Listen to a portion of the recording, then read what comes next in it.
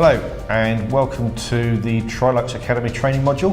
My name is Jamie Yates. And I'm Helen Loons. And today we're going to be looking at TRILUX Light Services. So as we can see here from the Piazza San Pietro in Rome for the Pope's inauguration back in 2005, we can see that we've got maybe one small Motorola phone in the bottom right hand corner, somebody videoing the event or maybe taking a photo. Possibly. I think probably taking a photo rather than video back then. We'll skip forward to 2013 and we can see exactly the same location for second Pope's inauguration.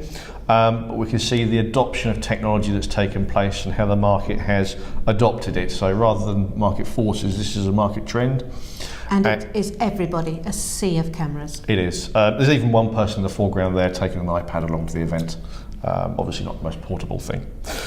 So sticking with the same sort of change in technology, we look at, very quickly look at TVs. If you take pre-2005, everything was still CRT televisions. And then we had the introduction and the beginning of the adoption of flat screen TVs, whether these were plasmas or LCDs. And then going through to about 2010, you really couldn't go out there and buy a CRT, and where we are now where you can't find a CRT at all, and you're pretty much your market choice is LCD or OLED televisions. Screens, yeah. We have a similar situation with lighting. So if we go back to about 2010, was the introduction of sort of good general white lighting illumination, mainly in sort of downlights for corridors and things like that. LEDs, yep. Yes. And then just within a simple 5 years, there's been a complete swap over from fluorescent technology over to LED technology.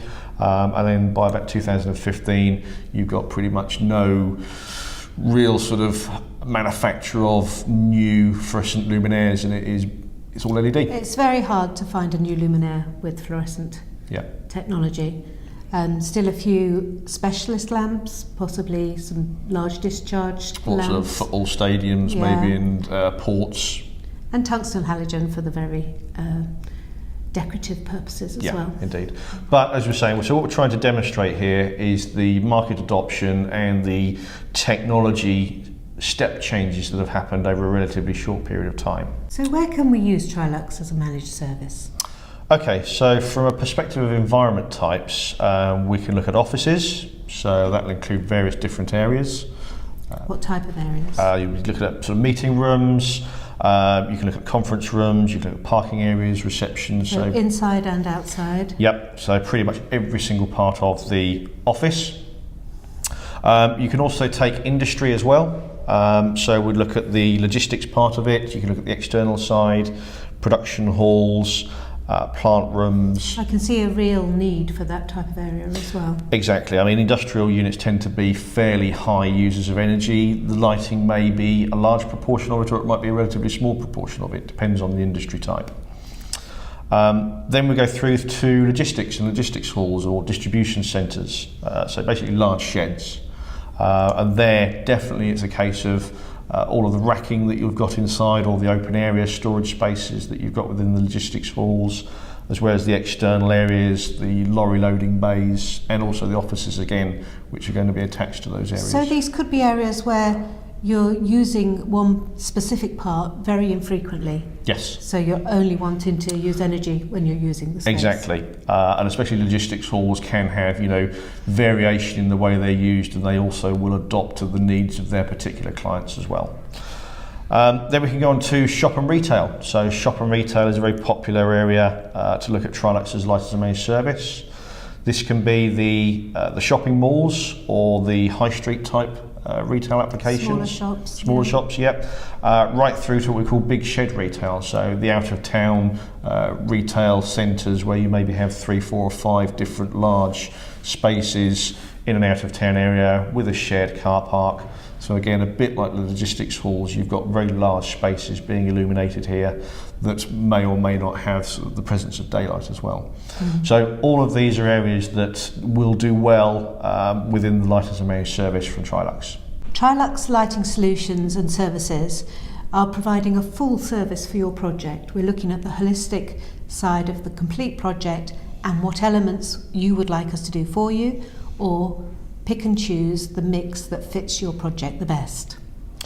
So the various different aspects that are covered within this, we have the information and advice, the financing, the digital services, project management, and the technical services.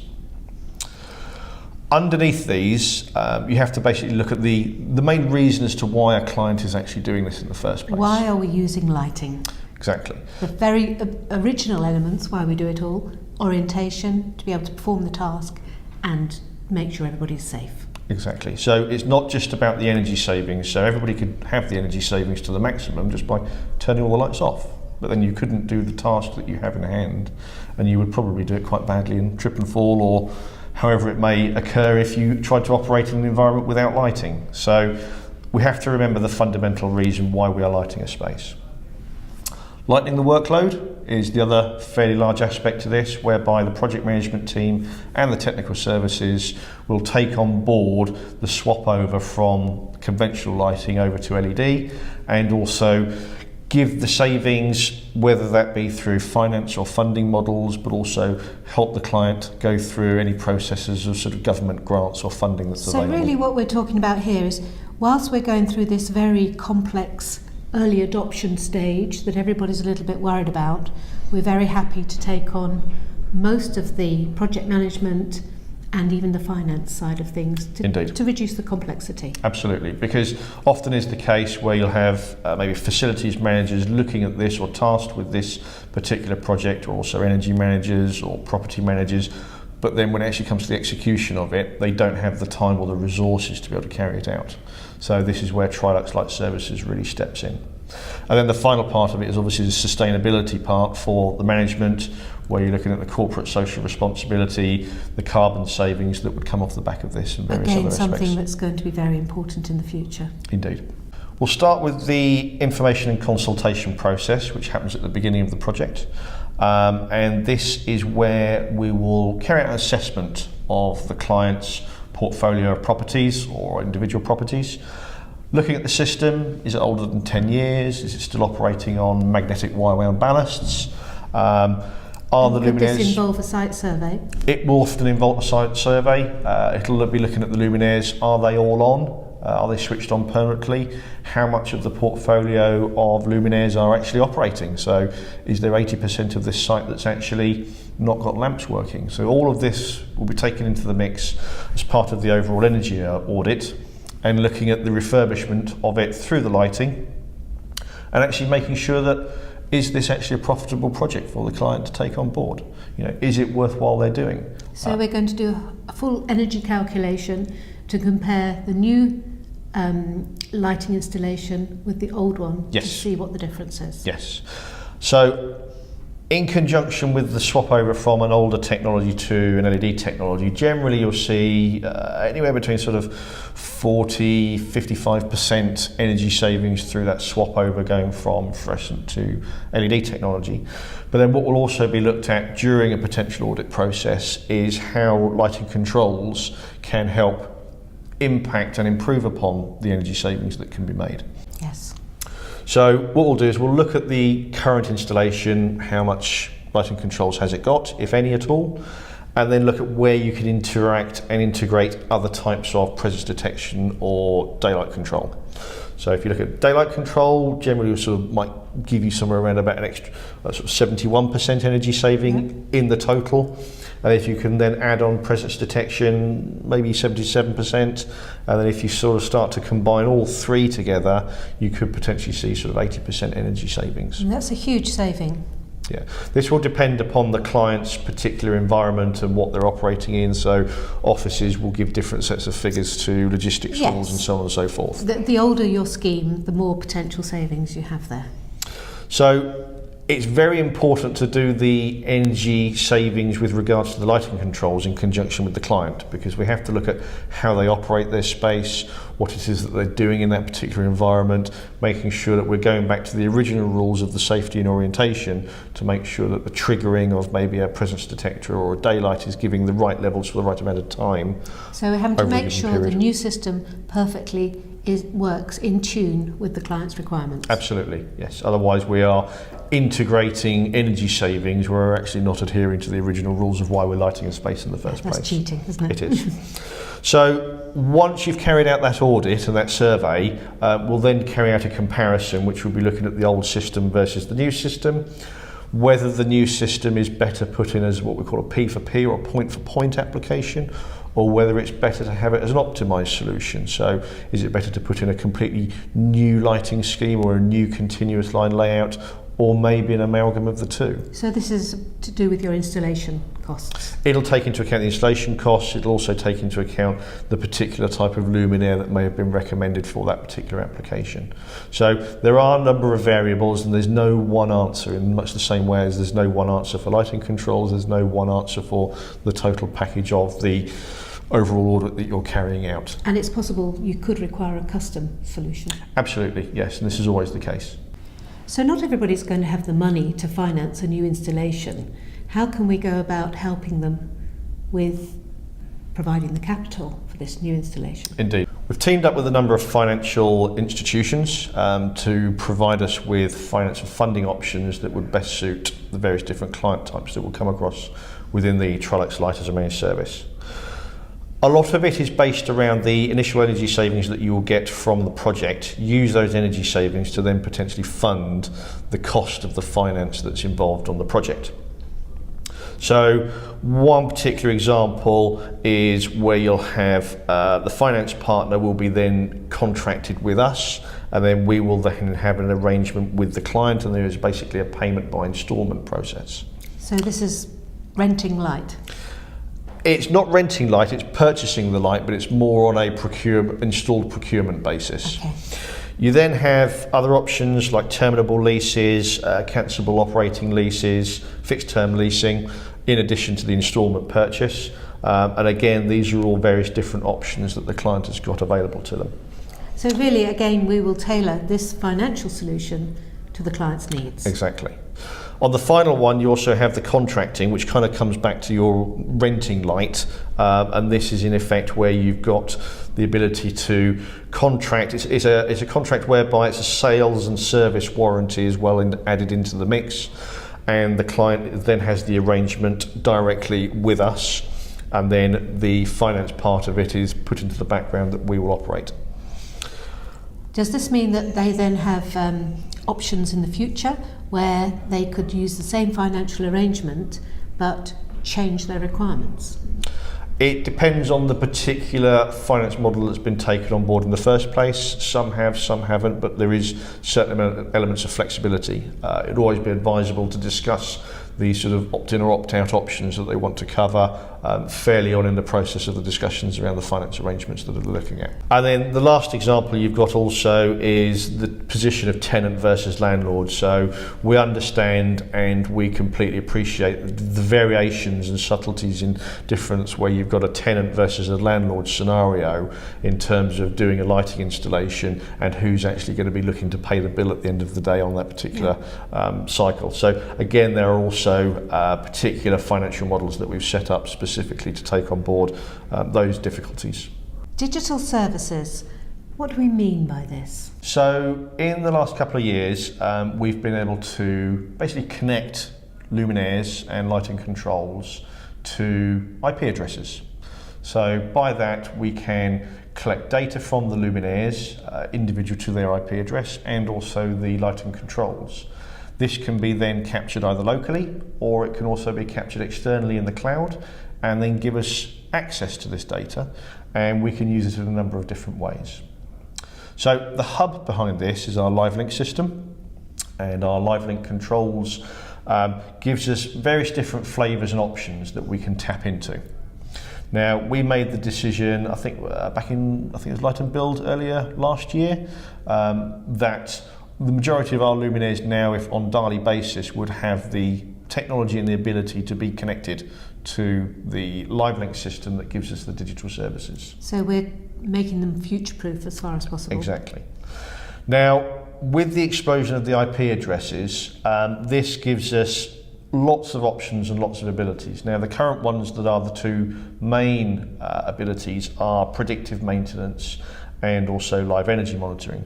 Maybe in the future we can be looking at active heat mapping, and also looking at maybe linking this through to warranties as well. Is this a case where we can use heat mapping to determine how often a space is used, and then the user can make better use of that space? If there's a corner which is not used very often, put something else there which might be more useful. So for retail, they can see how that interacts with their particular special offers.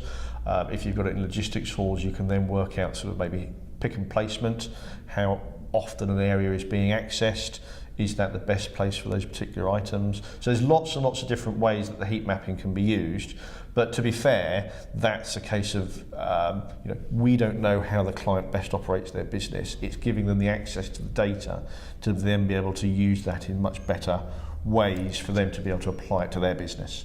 Yes. And then as far as the warranties are concerned, we can see that if a luminaire has been underrun, not maybe used as often as originally thought, therefore we can extend a warranty. Potentially, yes. There are lots of different options. So with the smart censoring, what this gives us access to is a number of different things. So we can see when sensors are triggered. This can then provide, because it's got an IP connection, it can provide email alerts. So if this is in a security area, then you can say, okay, this particular sensor's been triggered. Within the lighting system, it'll obviously turn the lights on or do what has ever been instructed for that particular sensor. Mm-hmm. There's lots of different things. It'll also bring up things like error codes, temperature ranges for the luminaires, so it could also be used for early warning systems. So if you see a very large spike in a temperature range on a particular one luminaire or group of luminaires, then you might say, well, is this an early sign of some sort of fire or something like this? So yes, this would normally be picked up by smoke detectors that have infrared views as well, but this may also be a sort of a next step along that can provide extra data and extra information. So it could be very useful in the future. Exactly. So along with the live sensors and the sensing technology that is linked to the IP addresses, what you've also got is the ability to do, as we mentioned earlier, predictive maintenance. So with the predictive maintenance, what you can do is you can see how long a luminaire has been operating, at what percentage it's been operating at. So has it been operating at 60% for all of its life or 100% for all of its life? And then you can then work out and predict whereabouts it is on its lifetime curve.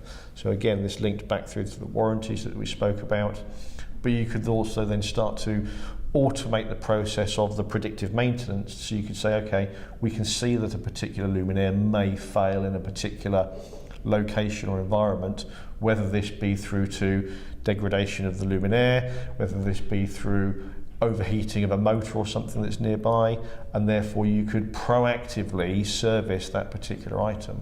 So maybe even in the future you could say, okay, it automates an email to the FM team and the order's automatically placed for a replacement luminaire because it's not within the warranty, so on and so forth. So there are many possibilities with regards to digital services. Internet of Things. It is. Where this becomes really interesting is the access to the cloud connection and the digital data that we can give the client access to. Now, we at the moment don't know what the client may use that data for, but we are giving them the option to have access to the raw data, and this will enable them to maybe link this to other operating systems, other building management systems, to then use that data that is coming from the sensors and from the luminaires to then better operate their business. How this will work, we don't know. But giving access to that raw data is only something that we can really ascertain when you have probably a one-to-one with the client and the various other departments to work out how this data is going to be best used. Probably in writing some algorithms and having some people who are a lot better than me than writing various equations. With regards to the project management, there are obviously various different elements that are undertaken through the team. So we have the consultation with the client that is specific to their particular requirements and needs, whether they be office, logistics, retail, etc. We'll look at the stock elements from our perspective in terms of the turnover, how quickly they need to be on site. We'll carry out the lighting design calculations in conjunction with the energy audits, and that is obviously the efficiency calculations of the new versus the old installation. Then we'll look at the financing part, and this is all coming under the project management for the TRILUX License Managed Service. and then the integration of any subsidies that may be accessible for a particular client, things like ECA and various different aspects like that. So this is financial subsidies? Financial subsidies that could be applied to a particular project. Some finance models won't allow things like the ECA, some will, so it will depend upon what the route is that's being taken. Then we go through to the technical services. This is actually the installation of the luminaires and the control system and the digital services. We have here a fairly key part to this before we even start on site is the liaison with the client's project management team, because often we are working on a live site, so we have to be aware that we are working with the constraints of their business, how they operate, and that we disrupt them in as least way possible. Sometimes that might be working out of hours or at weekends, or maybe it is working alongside their teams, but obviously sort of cordoning off various different areas for health and safety reasons, and just agreeing sets of principles and different reporting methods that can be had between our project management team and their project management team, whilst at the same time not taking up as much of their time as we possibly can, because they're actually handing the ball to us to run with. Okay. So the first part will be dismantling the old luminaires and demounting them, and then correct disposal of those luminaires as well under the WE directive. And then we'll start on the new installation of the new luminaires, and then onto the lighting control system, which again in itself has its own sort of different number of steps, doesn't it? So this is where we know about the step 1, installation of the luminaires, step 2, the live link commissioning or controls commissioning, step 3, connection to the cloud if we're using that option, registration within the cloud, and then booking services.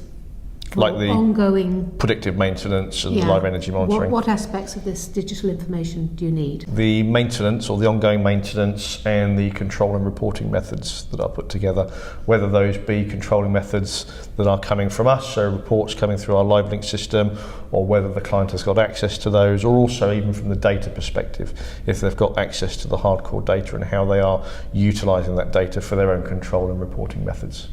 And of course this could be changed subsequently if necessary. Absolutely. I believe you have some really nice projects coming through. We do, so we've had a number of retail projects, but the one that we will focus on today is Dokvast, which was a logistics centre over in the Netherlands, ultimately taken over by the Renus Logistics company for one of their operational hubs. And this was a full fat version of the TRILUX Light Services project team. This was the full TRILUX License Managed Service menu that was taken up, full turnkey solution, predictive maintenance, live energy monitoring, and even feeding some of that data back to the end client as well themselves to utilise for their own purposes. Investments in sustainability, intelligence and comfort make logistics centres future-proof. The result of the partnership between Dokvast and TRILUX was the user-friendly and intelligent lighting concept implemented in Sonnebergal. Smart lighting is the key to the success of this case, with an area of around 12 hectares provides enough space for a work location from 45,000 to 80,000 square metres. The European Distribution Centre is one of the top 5 most sustainable logistics centres in the Netherlands and has been awarded the BREEAM for Outstanding label. 45,000 square metres warehouse was equipped with highly intelligent, energy-saving lighting installation. Each room is individually monitored. The building status can also be read out in real time using the building dashboard developed by Dokvast using TRILUX data. Luminous intensity is set with a combination of movement detection, daylight control and dimmers. Dokvast is well prepared for its sustainable future. And that's all on today's TRILUX Light Services module. Thank you for taking the time to be with us today. And we hope you can join us again in the future. To gain more information, please go to the TRILUX Academy website or sign up for our newsletter where you'll get regular updates. Thank you. Bye-bye. Thank you. Bye-bye.